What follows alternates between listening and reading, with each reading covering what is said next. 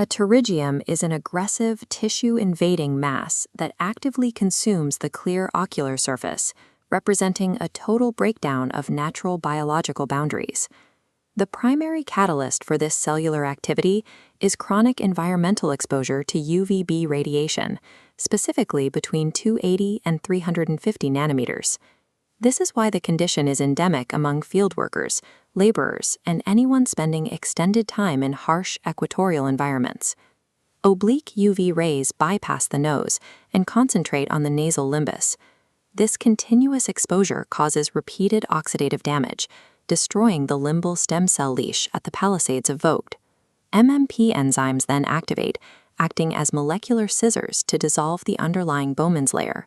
Once that biological barrier fails and Bowman's layer is breached, the surrounding conjunctival tissue is free to migrate forward. The result is the complete conjunctivalization of the clear cornea.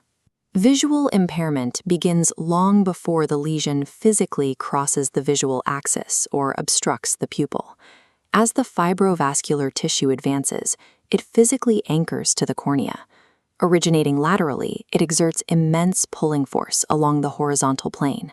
This traction flattens the horizontal meridian and steepens the vertical meridian, inducing significant width-the-rule astigmatism and early optical degradation. Macroscopic shape changes are only part of the problem. The lesion's elevation disrupts the microscopic tear film, preventing even distribution. This creates localized dry pockets at the edge, called Dellin formation, and introduces complex higher-order visual aberrations. Between the gross biomechanical traction and the microscopic tear film collapse, the resulting optical distortion is the primary driver of early visual morbidity.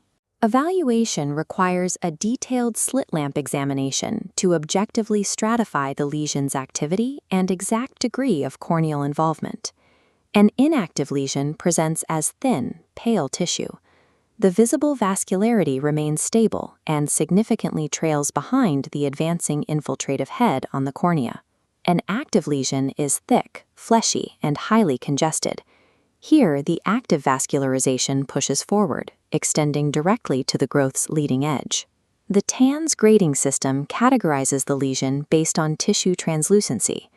In T1, the underlying episcleral vessels are clearly visible.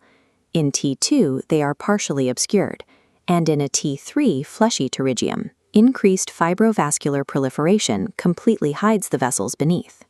Asymptomatic T1 atrophic lesions are managed conservatively. The protocol relies on continuous ocular lubrication with preservative-free artificial tears and strict protection from UV light. Medical treatment cannot remove existing tissue.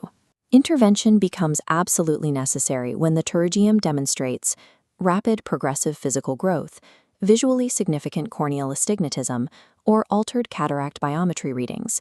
Precise clinical stratification ultimately determines whether we simply manage the surface with drops or proceed with complete anatomical reconstruction. Historical methods that simply cut the pterygium away, the bare sclera excision, leave the underlying sclera exposed. This triggers a violent fibroblastic wound healing response, resulting in recurrence rates as high as 80%. Breaking this inflammatory loop requires a shift toward deliberate ocular surface reconstruction. Success depends on restoring the cellular environment to prevent the regrowth of fibrovascular tissue. The conjunctival autograft covers the defect with healthy tissue harvested from the patient's superior conjunctiva, acting as a physical wall that blocks inflammatory cells. Upgrading to a limbal autograft includes a margin of healthy limbal tissue, restoring the biological barrier with functional stem cells. The surgical technique must be meticulous. The harvested graft should be exceedingly thin, stripping away the underlying tenons tissue. Tenons contains the fibroblasts that promote post-operative fibrosis and recurrence. Achieving ultra-low recurrence rates requires restoring both the physical surface and the cellular stem cell barrier simultaneously. If the patient's own conjunctiva must be preserved for future glaucoma surgeries, or in cases of biheaded pterygia, we utilize amniotic membrane transplantation. This sterile placental tissue provides a pure basement membrane and an avascular stroma. It acts as a biological scaffold that suppresses inflammation and encourages healthy epithelial healing. While it is an effective scaffold, the amniotic membrane does not provide active stem cells. Because it cannot restore the limbal barrier, recurrence rates are generally higher compared to autografts. How the graft is secured also affects the outcome. While traditional sutures are effective, using fibrin glue, a biological adhesive made of fibrinogen and thrombin, significantly reduces postoperative inflammation and foreign body sensation. To further ensure the wound healing response doesn't spiral out of control, surgeons employ pharmacological adjuncts. Intraoperative mitomycin C actively binds to hyperactive fibroblasts, halting their replication cycle and preventing the formation of thick, recurrent scar tissue. A successful reconstruction is a dual strategy: physical scaffolding to restore the surface, combined with targeted pharmacological suppression of the healing cascade. Exiting the operating room marks the halfway point of treatment. The intensity of postoperative management determines the ultimate survival of the graft. The reconstructed surface is highly vulnerable to inflammation during the first few weeks. Protecting it requires a strict, multi-week pharmacological taper of topical corticosteroids combined with intense lubrication. During follow-up, we carefully distinguish between expected benign graft edema and serious complications like graft retraction or dehiscence. Because UVB radiation is the primary driver of the disease, patients must adopt lifelong environmental defenses.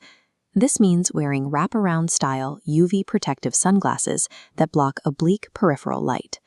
Preventing secondary oxidative damage to the new limbal barrier requires avoiding hot, dusty, and highly reflective environments during peak UV hours.